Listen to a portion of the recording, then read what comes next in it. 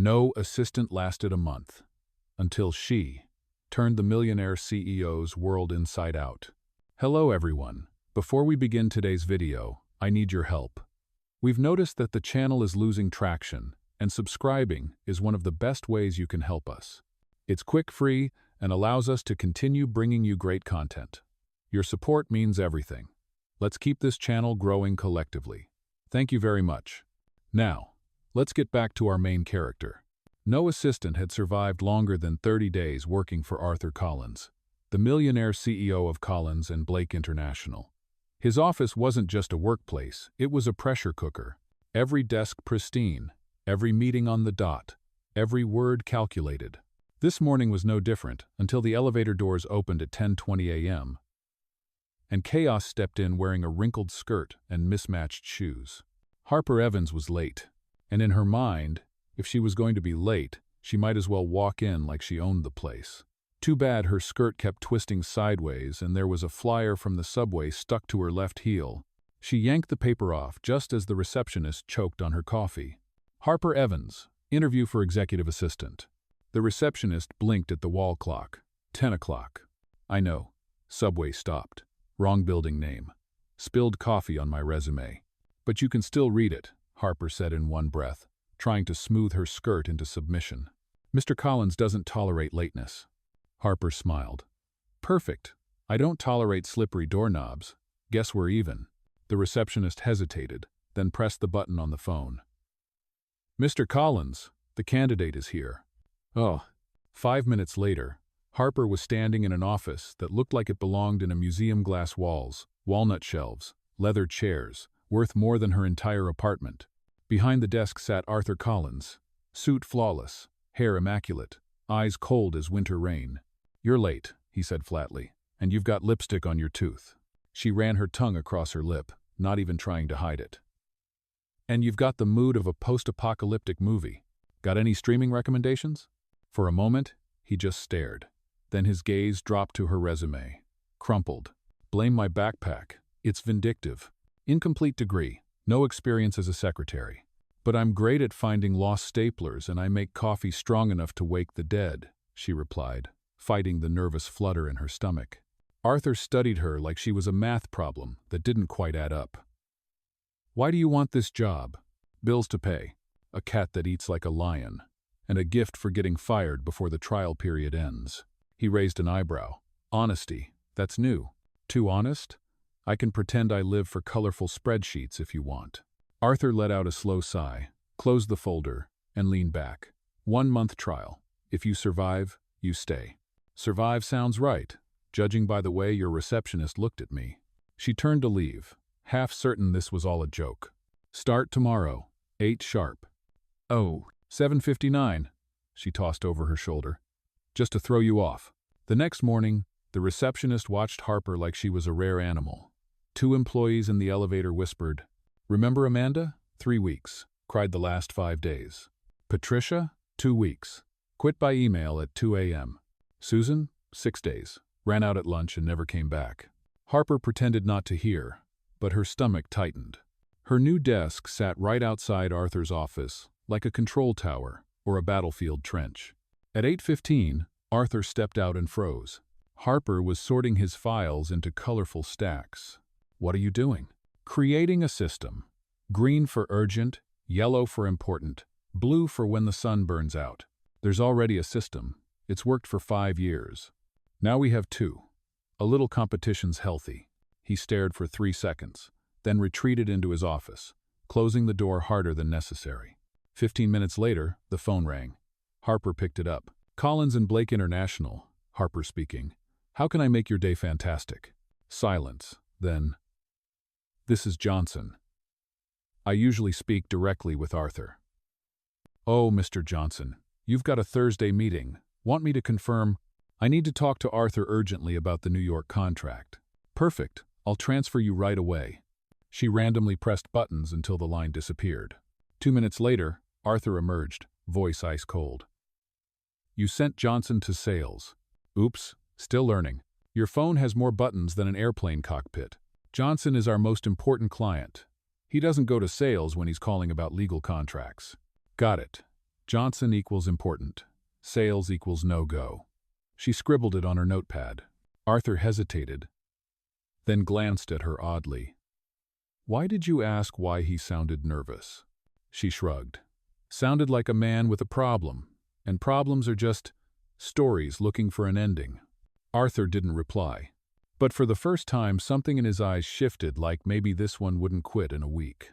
The rest of the morning was a minefield of phone calls, meeting notes, and the occasional glare from Arthur's office. By 10:30, Harper had already sent an internal memo to the wrong department, delivered coffee to the accounting floor instead of legal, and accidentally answered a client call with, "Hi, you've reached Harper.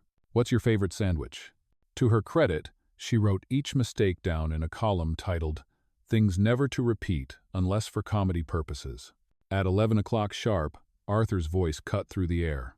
"Harper, in my office." She stood, straightened her skirt, and walked in like she had nothing to fear except maybe the death stare she was about to receive. Arthur was at his desk, phone in one hand, pen tapping in the other. He ended the call, set the pen down, and fixed her with a look. Johnson called back. "I smoothed things over. Don't let it happen again." "Got it. No wrong transfers. Tattoo it on my arm?" His mouth twitched, maybe a smirk, maybe just irritation. "We have a board meeting at noon. You'll be in the room. Take notes. Don't speak unless addressed." Harper gave a mock salute. Silent and efficient. Like a ninja. A very colorful ninja. The boardroom was a cathedral of glass and steel, the kind of place that made you sit up straighter just by walking in. Harper sat at the side table with a notepad, eyes darting between slides on the massive screen and the grim expressions around the table. Arthur spoke in measured tones, dissecting quarterly results, fielding questions, steering conversations with the precision of a surgeon. Harper scribbled shorthand that only she could understand. Coudray éclats me. Marketing guy sweats. Arthur equals ice statue. Midway through, a heated discussion broke out over a supplier contract. Numbers flew across the table, and legal jargon ricocheted off the walls. Harper, sipping from her coffee, tilted her head. Something about the contract's delivery terms didn't add up. She whispered to the woman next to her. If they swapped the last clause with the second paragraph, they could cut delays by half. The woman blinked. "What?" Arthur's head turned. "Something to share, Miss Evans?" The room went still. Harper froze, coffee halfway to her lips. "Nope, just thinking out loud. Ignore me." Arthur's eyes narrowed, but he didn't press. The meeting resumed, though Harper caught more than one curious glance thrown her way. By 3 p.m., she'd survived the bulk of her first day, no small miracle. She was halfway through color-coding the next day's schedule when a voice came from behind her. "Evans, you're with me." Arthur was already walking toward the elevators. Harper grabbed her notepad and followed. "Where are we going?" "Secret mission? Spy stuff?" "Klein lunch." Note. In the elevator, she caught their reflection in the mirrored walls, him in his tailored charcoal suit, her in a blouse with a coffee stain she'd tried to hide under a scarf. The restaurant was a corner of polished mahogany and hushed conversations. Arthur introduced her to Victor Reynolds, a sharp-eyed man whose handshake could probably crush granite. They discussed contract renewals, pricing models, and market expansions. Harper sat quietly, jotting notes, until Victor leaned back and asked, "And what's your opinion, miss?" Harper blinked. "On the delivery terms we're negotiating," Victor prompted. Arthur shot her a warning glance, but Harper's brain had already clicked into gear. "I think if you keep the terms as they are, you'll spend more fixing delays than you save up front. Swap the last clause with the second paragraph, and you get both efficiency and cost savings." Silence. Then Victor laughed, a warm, surprised laugh. "Sharp assistant you've got, Collins?" Arthur didn't laugh. But he also didn't look displeased. Back at the office, Harper dropped her notepad on her desk and exhaled. Arthur paused at his door. "Good work today." She blinked. "Wait, was that a compliment? Should I frame it?" He almost smiled. "Almost. Don't push your luck." By 5 p.m., the office was emptying. Harper packed her bag, glancing at the neat stacks of files she'd organized. Somehow, she'd made it through day one without being fired. As she stepped into the elevator, her phone buzzed a text from an unknown number. "Tomorrow, 7:45. We have an early meeting. Don't be late. No signature, but she didn't need one. She smirked at the screen. Game on, Collins. The next morning, Harper arrived at 7:44, coffee in one hand, determination in the other. Arthur was already at his desk. Good, you can keep time. For the meeting? For my coffee breaks. She raised an eyebrow, but said nothing. The meeting was with a new potential investor, sharp suit, sharper questions. Harper took notes, managing to keep up with the rapid back and forth until Arthur asked for a specific sales figure. She scanned the files and slid the correct page to him, without a word. After the meeting, Arthur lingered by her desk. How did you know which page? You always look left when you're searching for a number. Also, you had the file open to Q2 data, so… She shrugged. He studied her for a beat. You notice things. Part of the job, plus, I'm nosy. For the first time, his smile was genuine. Let's see how long you last. That afternoon, she intercepted a call from a supplier trying to sneak in a price hike. Without consulting Arthur, Harper sent back a politely worded email that made it clear they'd either honor the original rate or lose the contract. Arthur found out an hour later. You handled Reynolds' supplier? They were trying to pull a fast one. I pulled faster. He stared at her, then simply said, Noted. Okay. As the day wound down, Harper realized something. Maybe this wasn't just about surviving the month.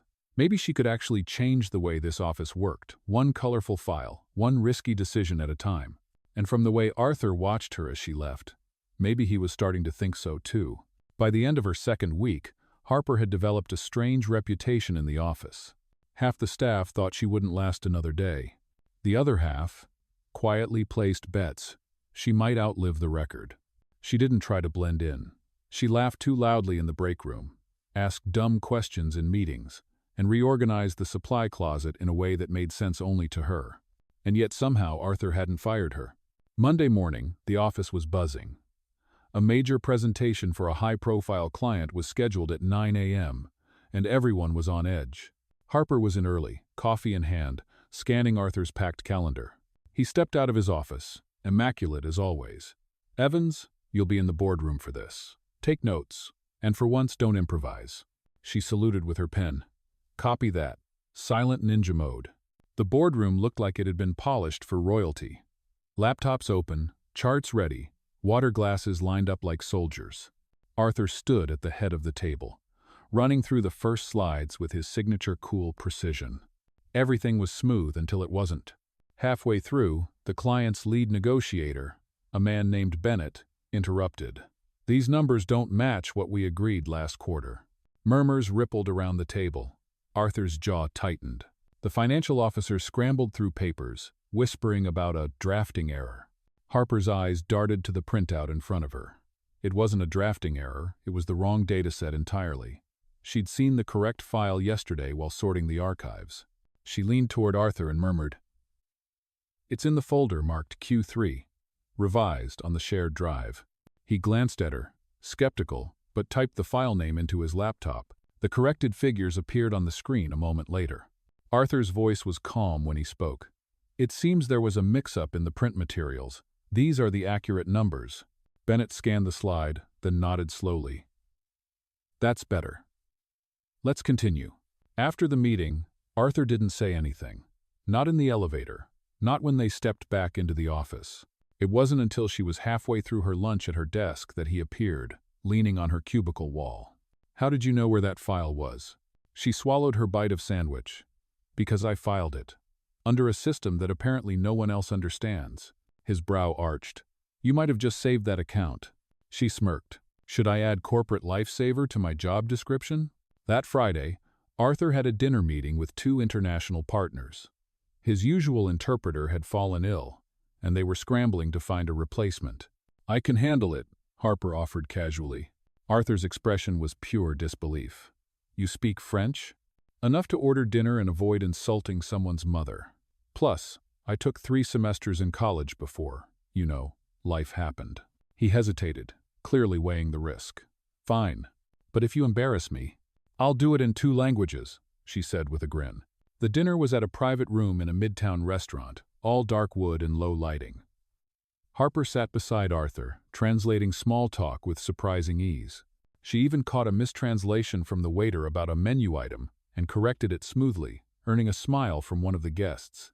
By the end of the night, Arthur's partners were laughing, toasting, and most importantly, agreeing to move forward on their joint project. In the car ride back, Arthur glanced at her. Not bad.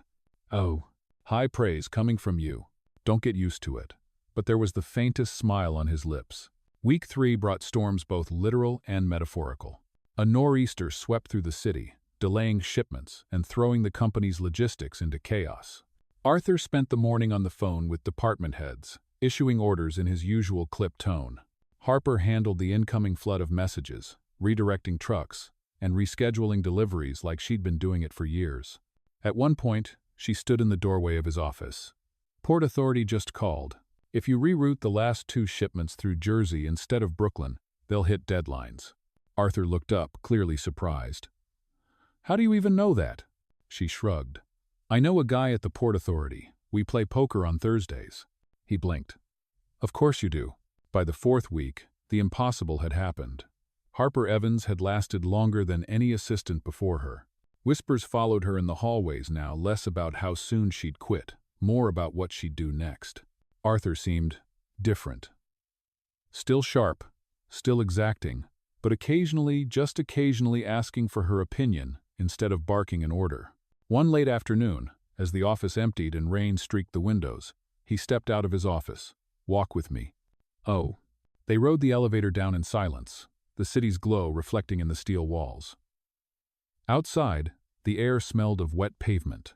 Arthur stopped under the awning, hands in his pockets. I have a dinner with the board tomorrow. Black tie. Bring your A game. She frowned. I'm not on the guest list. You are now. As she walked home that night, Harper couldn't shake the feeling that tomorrow wouldn't just be another dinner. It would be something else. She just didn't know yet if it would be the moment she proved she belonged or the one that finally got her fired. And from the way Arthur had looked at her before turning away, she wasn't sure he knew either.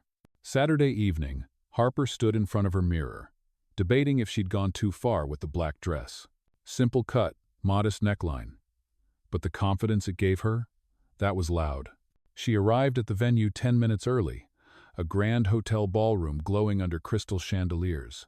Waiters in white jackets floated between tables dressed in linen and silver. Arthur was already there, tuxedo perfect, scanning the room like a general before a campaign. His eyes landed on her. You clean up well. Oh? And you? Look like you stepped out of a GQ cover, she replied, smoothing an imaginary wrinkle from her dress. Inside the ballroom, the board members gathered in clusters, champagne glasses in hand. Harper felt their eyes on her, some curious, some skeptical. Arthur leaned close. Stay near me. Tonight's important. Noted. Human shield mode activated. Dinner began with polite conversation, the kind where every word was measured and every laugh half a beat too late. Harper listened, absorbing names and titles, filing them away like tabs in a mental Rolodex. Halfway through the main course, the conversation shifted to a potential merger. Numbers were tossed out, percentages debated. One board member, Mrs. Whitmore, frowned at a line in the proposal. This acquisition model will push our operational costs up by at least 8%, she said sharply. The CFO countered. Not if we streamline the secondary supply chain. Harper's fork paused halfway to her mouth. Sorry. Did you say the secondary supply chain is tied to the Jersey hub? Heads turned. Arthur gave her a warning glance, but Mrs. Whitmore nodded slowly. Yes. Why? Because the Jersey hub's storage fees went up last month. I know because my poker buddy works there. If you don't renegotiate, that 8% becomes 10%. A ripple of murmurs spread down the table. Mrs. Whitmore leaned back, clearly impressed. Collins, your assistant does her homework. Arthur didn't smile, but he met Harper's eyes for a beat longer than necessary. After dessert, the men and women of the board moved toward the lounge for post-dinner drinks. Harper drifted to the side, not wanting to intrude, but a voice called her over. It was Mr. Lane, one of the more influential members. Evans, was it? Tell me, what do you think about the branding shift we're planning? She blinked. Honestly, it's bold. But if you want to appeal to a younger market, you might need more than just a new logo. social presence, influencer partnerships. Even the packaging could use a refresh. People don't just buy a product anymore, they buy a story. Lane chuckled. And you know this? How? I used to design labels for a coffee shop. Learn that customers will pay $2 extra if you convince them their latte supports rainforest parrots. A laugh rippled through the group. Even Arthur's lips twitched. By the time the night ended, Harper had shaken more hands than she could count. As they stepped out into the cool night air, Arthur walked beside her in silence. Finally, he said, "You were supposed to be invisible tonight." "Yeah, about that. I'm bad at invisibility." "I noticed." He glanced at her. "And so did everyone else." Monday morning brought a different energy to the office. People who had once avoided eye contact with Harper now greeted her with cautious smiles. The board dinner had clearly left an impression. Arthur called her into his office mid-morning. "The merger talks are moving forward. Whitmore specifically asked that you be included in the next round of discussions." Harper blinked. "Me? Why?" "She said you ask the right questions." Translation: "I talk too much." Translation: Arthur said evenly, "You see things the rest of us miss." That afternoon, Harper found herself in a small conference room with Arthur and 3 board members, reviewing proposals. The conversation was dense, technical, until an overlooked clause threatened to derail the negotiation. Without thinking, Harper suggested an alternate phrasing that satisfied both legal requirements and the client's concerns. The room went quiet. Arthur looked at her, something unreadable in his eyes. "Not bad, Evans." "Careful," she said with a grin. "Compliments are addictive." By the end of the week, she'd been CC'd on more high-level emails than she ever expected. Her desk, once a peripheral post, now felt like a hub. She was still Harper, still color-coding schedules, and labeling files with ridiculous names. DONOTLOSEORDIE, PDF. But people came to her now, not around her. And Arthur, he hadn't changed much on the surface, but she caught him watching her sometimes, like he was trying to solve a puzzle he wasn't sure he wanted the answer to. Friday evening, as the office lights dimmed, Arthur stepped out of his office. "Dinner tomorrow. Not business, just dinner." She raised an eyebrow. "Is this the part where you tell me to dress in black tie again?" "Casual," he said, almost smiling. "But bring your sharpest wit." Harper leaned back in her chair, a slow smile spreading. "Game on, Collins." What she didn't know was that tomorrow's dinner would test more than her wit. It would test the one thing she'd avoided since she started this job, her heart. Saturday evening, Harper stood outside a small restaurant tucked into a quiet street in the West Village.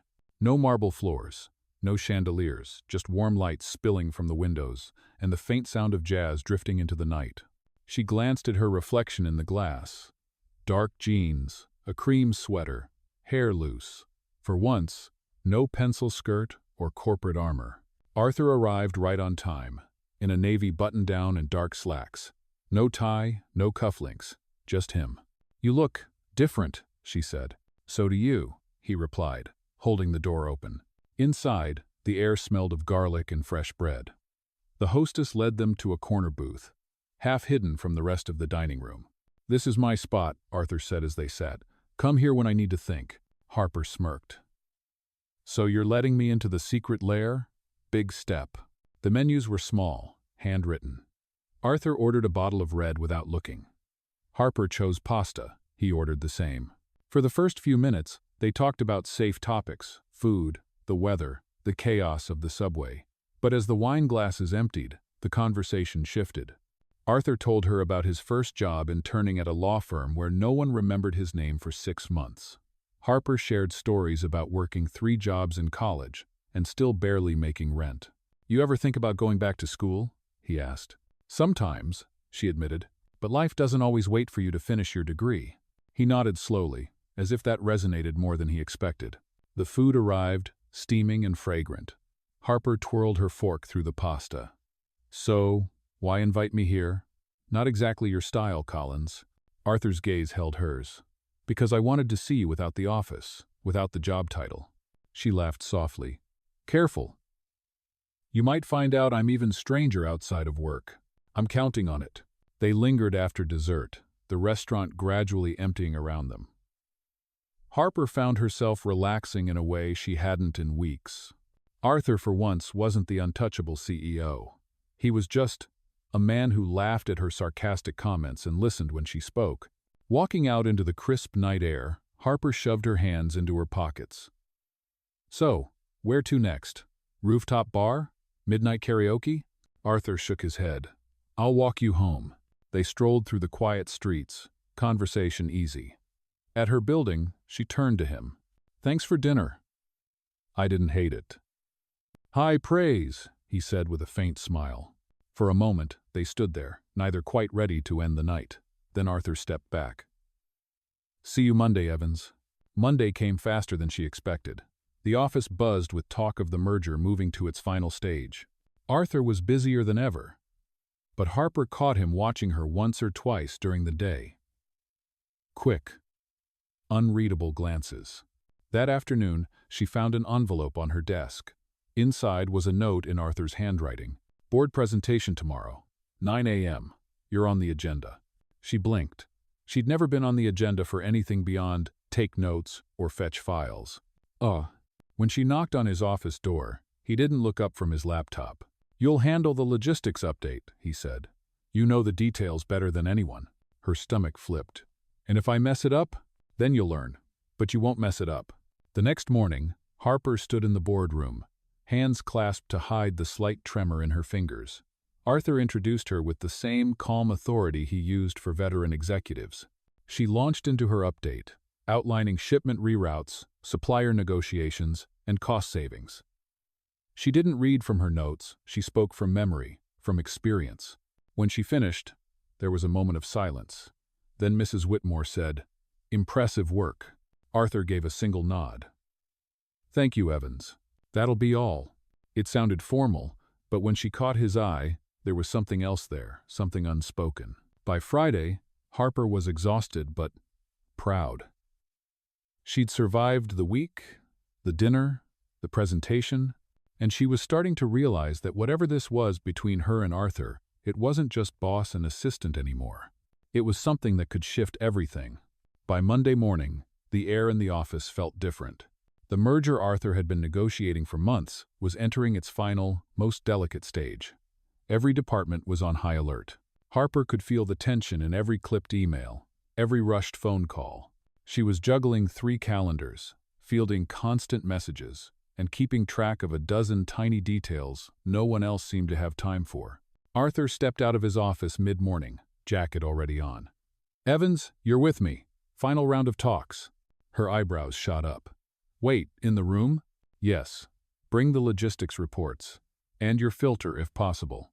"No promises," she muttered, grabbing her files. The conference room was a battlefield disguised with leather chairs and polished wood. On one side, Arthur and his team. On the other, the acquisition partners, flanked by lawyers and advisors. The first hour was smooth, polite smiles, carefully phrased offers. But as the discussion turned to distribution contracts, Harper caught something in the fine print of the latest draft. It was buried in a shipping clause, a subtle change in terms that would allow the partner company to pass unexpected storage fees directly to Collins and Blake. Her pulse kicked up. She scribbled a note and slid it toward Arthur. Clause 14B, Jersey storage fee loophole. He read it, then looked at her for a brief second, a silent question. "Are you sure?" She nodded once. Arthur leaned forward, voice calm but firm. Clause 14B, this will need to be revised. We won't accept the liability for third-party storage cost increases. Across the table, the other side shifted uncomfortably. "That's standard practice," one lawyer protested. "Not in this deal," Arthur said, eyes steady. "If it stays, the merger stops here."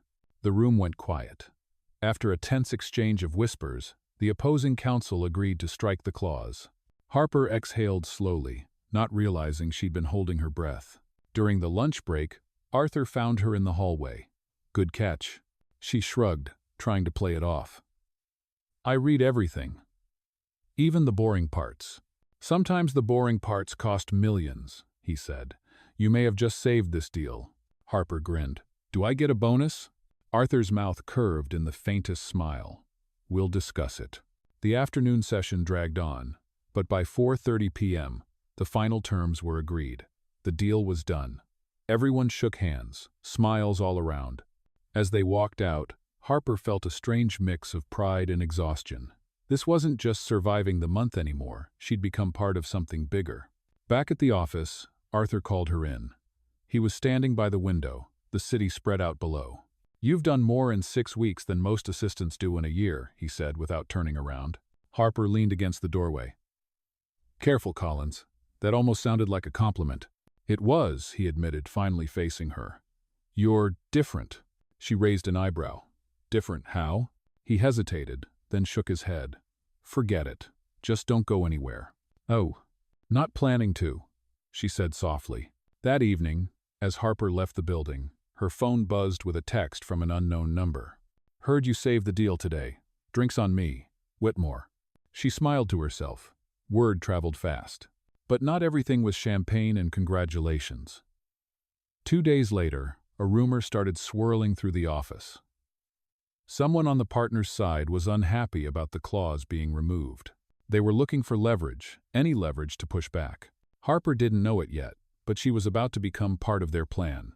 And when the trap closed, it wouldn't just threaten her job, it would force Arthur to choose between the deal he'd built and the person who had just saved it. The storm hit on a Thursday morning, no clouds, no rain, just a sudden shift in the air. Harper noticed it first in the whispers. 2 people from marketing paused mid-conversation when she walked by. An email chain went silent the moment she was CC'd. By mid-morning, she got the summons. Arthur's office. Now. He was standing behind his desk when she walked in, papers spread out like pieces of a puzzle. His expression was unreadable. "Sit." She obeyed, heart thudding. Arthur slid a printed email across the desk. "Do you know anything about this?" She scanned the page. It was a confidential logistics memo, one that detailed the revised shipping terms they'd fought for in the merger. And according to the timestamp, it had been sent from her account to a senior manager on the partner's side. Her stomach dropped. "This isn't me. I didn't send this. The IT logs say it came from your terminal yesterday afternoon," he said evenly. "I wasn't even at my desk then. I was in the finance meeting with you." Arthur's gaze held hers, sharp but searching. "So you're saying someone used your computer?" "I'm saying someone wants this to look like my fault." He leaned back, arms crossed. "The partner's legal team is furious. If they think this was intentional, the whole deal could collapse." Harper swallowed hard. "Arthur, you know me. I wouldn't risk everything over something like this." For a long moment, he didn't answer. Then he said, "Go back to your desk. Don't talk to anyone. Let me handle it." The rest of the day was a blur. Harper tried to focus on her work, but she could feel the eyes on her, the doubt in the glances, the half-finished whispers. By late afternoon, an email from HR landed in her inbox. Formal investigation pending. Her chest tightened. This was serious. That evening, long after most of the office had cleared out, Arthur appeared at her desk. "Come with me." He led her to a small conference room, closing the door behind them. "I've been digging. The email was sent from your computer." "Yes, but it was triggered remotely. Whoever did it knew exactly what to look for." "So it was sabotage," Harper said quietly. Arthur's jaw tightened. "The timing is too perfect. Someone on their side is trying to undo the clause we fought for. If they can pin the leak on you, they can claim bad faith and force renegotiation. Which means they win." Harper finished. He studied her, eyes narrowing. "Do you have any idea who it could be?" She hesitated. "Remember that partner rep, Simon Hale? The one who kept asking me about Jersey hub fees over drinks?" Arthur's brow furrowed. "You think it's him?" "I think he didn't like losing the clause, and he knew I had access to the final draft." Arthur nodded slowly. "I'll handle Hale. You, stay visible. Don't look like you're hiding." She gave a humorless laugh. "Oh sure, let's just pretend half the office isn't staring like I'm about to be perp." Walked out of here. His expression softened, just slightly. "Harper, I believe you." The next morning, the tension was worse. HR scheduled her formal interview for 3 p.m. By noon, she'd had enough. She pulled up her system access logs and started digging. And there it was, an access ping from her account at 2:17 p.m. the previous day. routed through an external IP address. She took a screenshot, printed the record, and marched straight into Arthur's office. "Found your smoking gun," she said, slapping the paper onto his desk. "Whoever framed me didn't bother masking the IP. Oh." Arthur's eyes scanned the printout, then his mouth curved in something that almost looked like pride. "This is enough to clear you, and maybe enough to corner Hale." At 3 p.m., Harper sat across from HR. Arthur walked in, handed over the printout, and in his calm, precise way, dismantled the accusation point by point. By the end of the meeting, the HR manager was apologizing for the misunderstanding and assuring Harper that her record would remain clean. That evening, as she gathered her things to leave, Arthur appeared again. "Dinner, my treat. You've earned it," she smirked. "Is this becoming a habit, Collins?" "Maybe," he said. "But this time, it's not just for celebration." Her brow arched. "Then what?" He didn't answer, just held the door for her. Harper didn't know it yet, but that dinner wouldn't just mark the end of a crisis. It would be the start of something far more dangerous, crossing the line between trust and something neither of them could take back. The rain had started just as they stepped out of the building. Not a downpour, just a slow, steady drizzle that coated the streets in silver and made the city smell faintly of asphalt and coffee. Arthur hailed a cab, but Harper shook her head. "It's 2 blocks. We can walk." He didn't argue. They moved side by side through the quiet street, her heels clicking against wet pavement. The restaurant was nothing like the black-tie venues or boardroom lunches.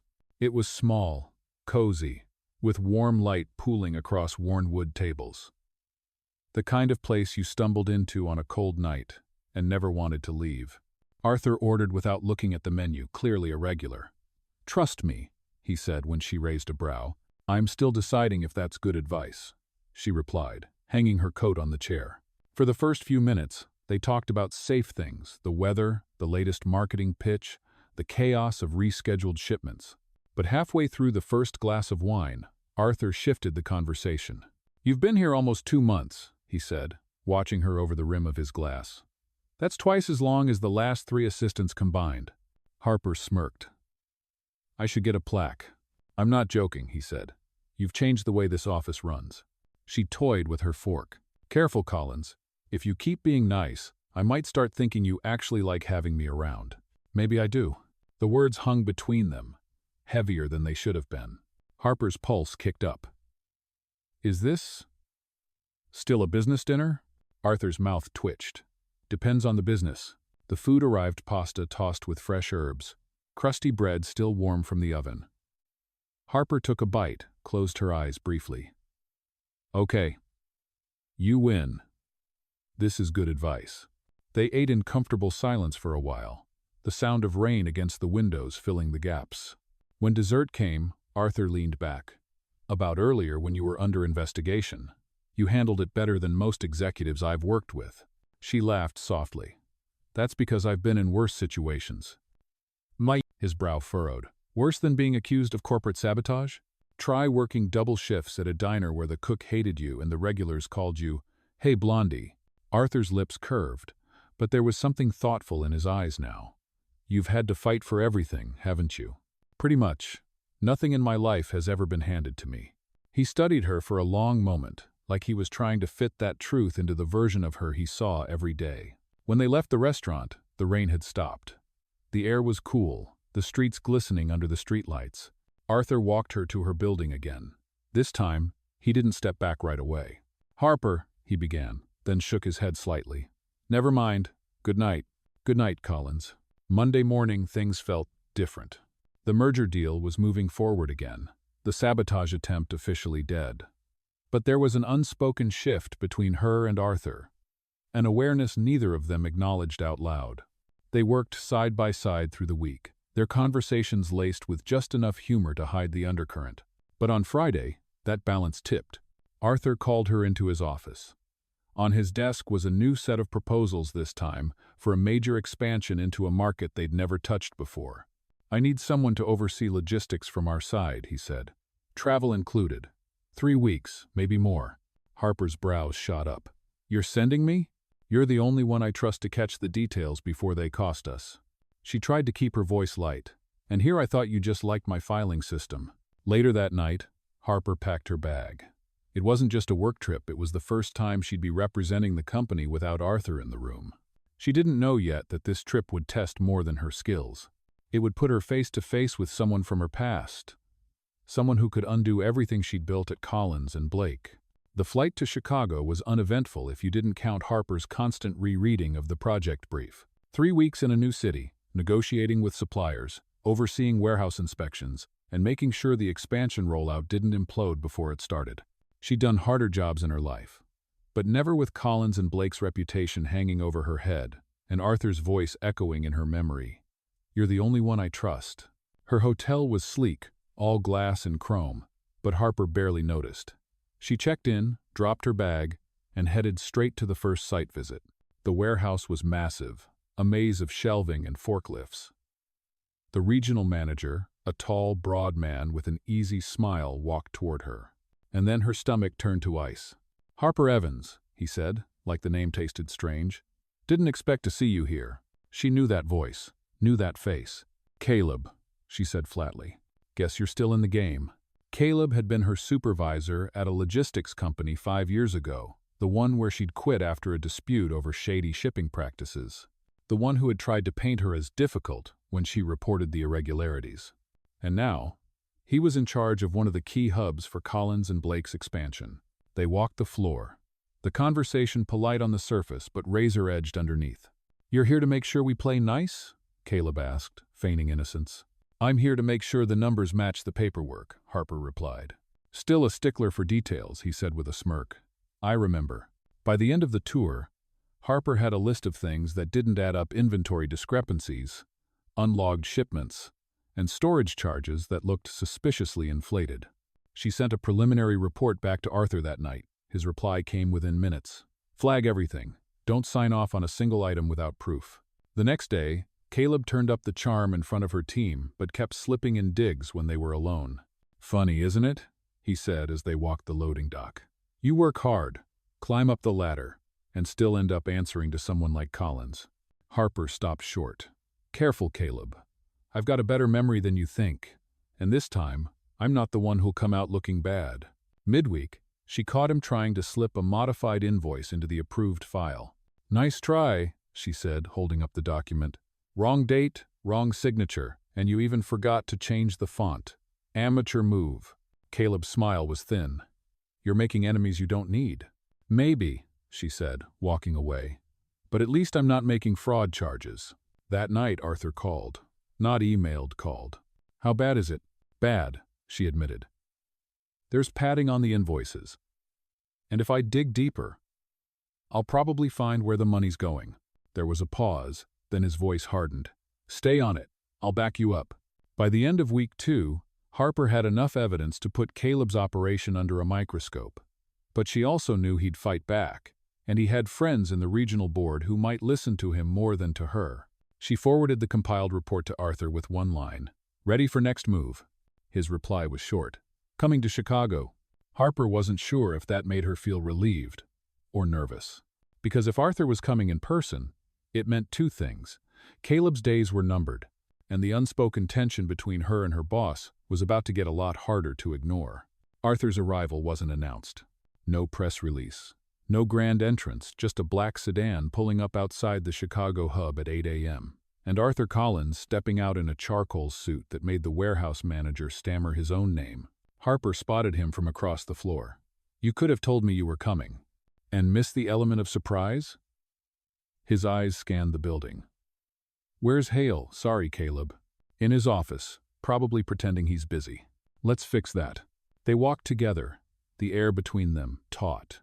Workers glanced up as they passed, some whispering, some going silent altogether. Caleb looked up when they entered, his practiced smile in place. "Mr. Collins, what a surprise." Arthur didn't return the smile. "Cut the act. We're here about your numbers." For the next 20 minutes, Harper laid out the discrepancies one by one. Invoice after invoice. Shipment after shipment. Her voice was steady, even as Caleb's confidence began to crack. "You can't prove," he started. Arthur cut him off. "We can, and we will." He slid a folder across the desk. "You've got 2 options. Cooperate and fix this, or watch your contract dissolve before lunch. Caleb's jaw tightened. You'd sink your own expansion over a few invoices? I'd sink it over dishonesty, Arthur said, voice like steel. By the end of the meeting, Caleb had agreed grudgingly to a full audit and to reimburse the padded fees. Harper didn't celebrate. She knew this wasn't over. Men like Caleb didn't just fold. They waited for the next angle. That evening, back at the hotel, Arthur knocked on her door. "Walk with me," he said. They strolled along the riverfront, the Chicago skyline glittering against the dark water. "You handled yourself well in there," Arthur said finally. Harper shrugged. "I've dealt with worse. Caleb's just louder about it." "You could have walked away," he said. "But you didn't." She glanced at him. Walking away never fixed anything. They stopped at a railing overlooking the water. The air was cool, the city humming softly around them. Arthur's voice was quieter now. "You've been in my world long enough to see how it works. You also know how dangerous it can get." "I'm not scared of dangerous," she said. "Maybe you should be." The words hung there, weighty and unspoken in their meaning. Finally, Arthur turned toward her. "You're flying back with me tomorrow. Caleb's mess is contained for now, but I'd rather have you where I can keep an eye on you." She smirked. "So now I'm a flight risk?" "You've always been a risk," he said. "Just not the kind I expected." Back at the hotel, Harper packed her bag, the adrenaline of the day still buzzing in her veins. She'd stood her ground. She'd faced Caleb. And she'd watched Arthur Collins, the man known for keeping everyone at arm's length, step squarely into her corner. She didn't know where this was headed.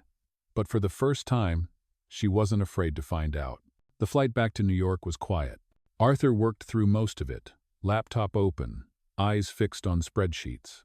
Harper pretended to read the in-flight magazine, but her mind was still in Chicago. Caleb's glare, Arthur's unwavering defense, and that moment by the river when the conversation had shifted into something neither of them named. When they landed, the city greeted them with its usual chaos. Honking taxis, flashing billboards, and the hum of too many people in too little space. By Monday morning, Harper was back in her usual rhythm: emails, schedules, the occasional sarcastic note to Arthur scribbled in the margins of meeting briefs. But something was different. People in the office seemed to look at her longer now, like she wasn't just the assistant anymore. At the weekly executive meeting, Arthur ran through the Chicago audit results with clipped efficiency. The discrepancies have been addressed. Expansion timeline remains intact.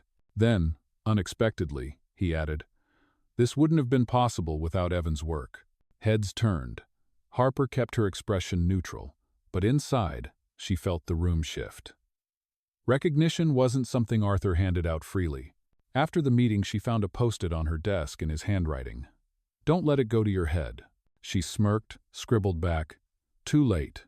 That afternoon, Arthur called her in for something unusual. "There's a client dinner tonight," he said. "It's informal but important. You're coming." She raised an eyebrow.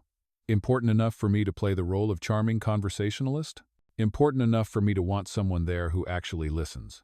The dinner was at an upscale steakhouse, the kind where the lighting was low and the wine list came in a leather binder. The client, a tech startup founder, barely in his 30s, spent the first half hour bragging about his company's disruptive ideas. Harper listened politely, occasionally steering the conversation back to concrete numbers. Arthur didn't interrupt, just let her do it. By dessert, the founder was asking for her card. On the ride back, Arthur glanced at her. "You do realize you just closed a deal without me saying a word." She grinned. "Guess I'm more than just a pretty filing system." "Much more," he said quietly. The week rolled on, busy but manageable until Thursday, when a memo landed on Arthur's desk from the legal department. It was short, direct, and bad. The merger partner wanted to revisit certain contractual terms Harper had fought to secure. Arthur's jaw tightened. "They're testing us, and if we give an inch, they'll take the whole deal," he finished. Harper leaned against the edge of his desk. "So what's the play?" He looked at her, something fierce in his expression.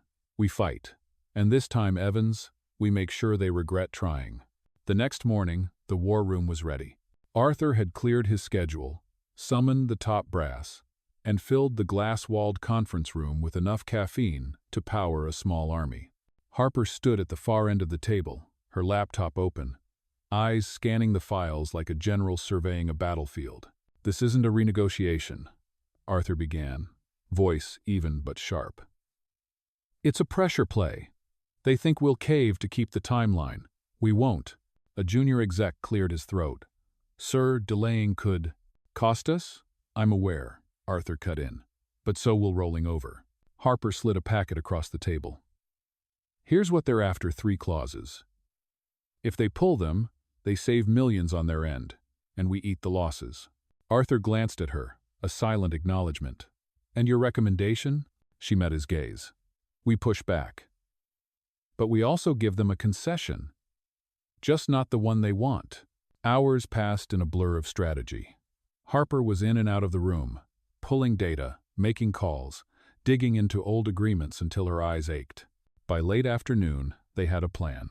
Offer a minor adjustment in delivery, scheduling something that looked like a win to the other side, but cost Collins and Blake next to nothing while holding the original clauses firm. 2 days later, the meeting with the partners' delegation was set. The room was tense from the moment they walked in. The lead negotiator on their side smiled thinly. "We just want what's fair." Arthur's reply was cool. "So do we." Harper laid out the numbers, the projections, the logistical impact. She didn't raise her voice, didn't flinch when one of their lawyers tried to talk over her. At one point, the negotiator leaned back, looking at Arthur. "You're letting your assistant run the meeting?" Arthur didn't miss a beat. "I'm letting my best asset run the meeting." The negotiator's smirk faltered. By the end of the session, the revisit was off the table. They'd accepted the scheduling concession, the key clauses untouched. As the other side filed out, Harper let out a slow breath. Arthur was still watching her. "You realize," he said, "you just saved us more than the Chicago mess ever cost." She grinned faintly. "Guess I'm on a roll." That night, Harper stayed late to wrap up the paperwork. She was still typing when Arthur appeared in her doorway, 2 cups of coffee in hand. "You should go home," he said.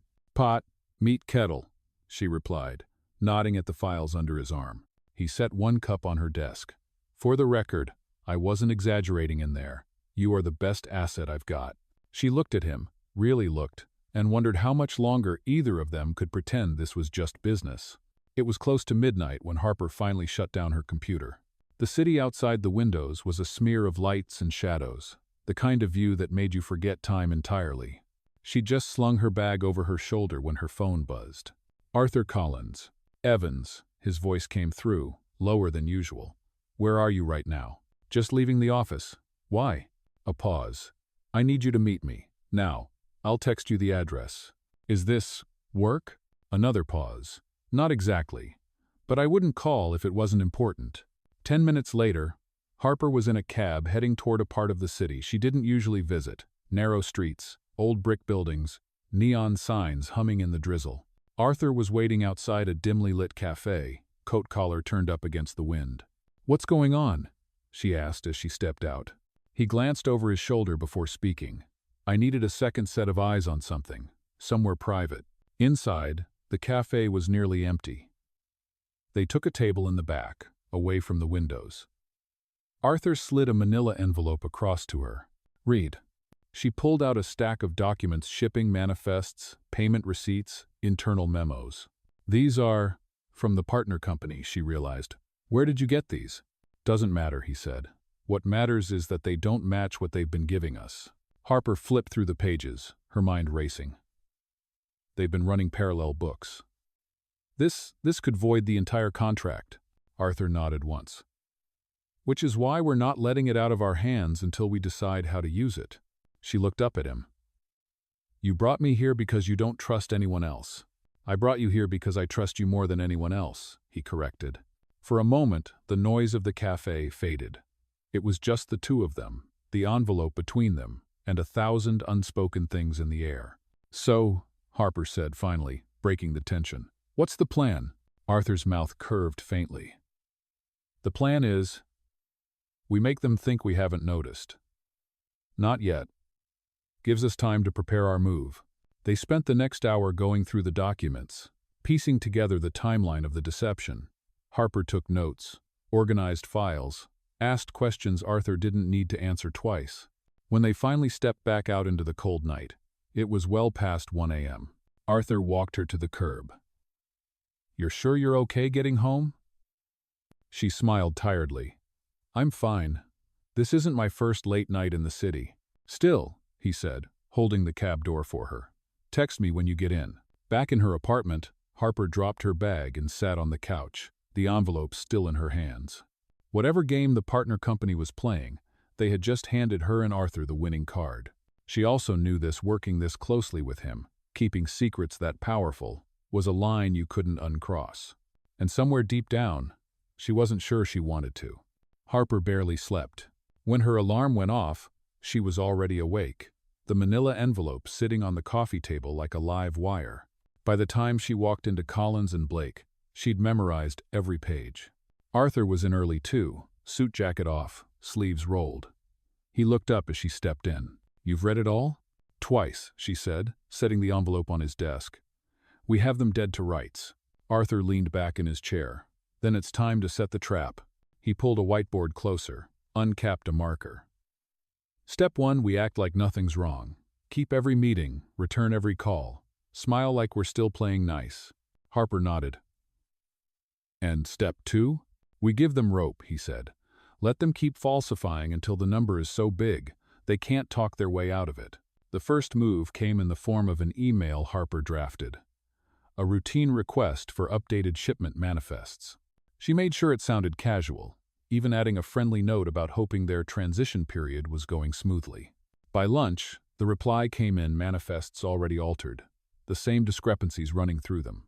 Harper slid the printout across Arthur's desk. They didn't even hesitate. "Good," Arthur said. "The more confident they are, the harder they'll fall." Over the next week, Harper played the role perfectly, chatting with their counterpart on the phone, attending joint calls with a smile, even making small talk about the weather. But behind the scenes, she and Arthur built the case. Every altered file was cataloged.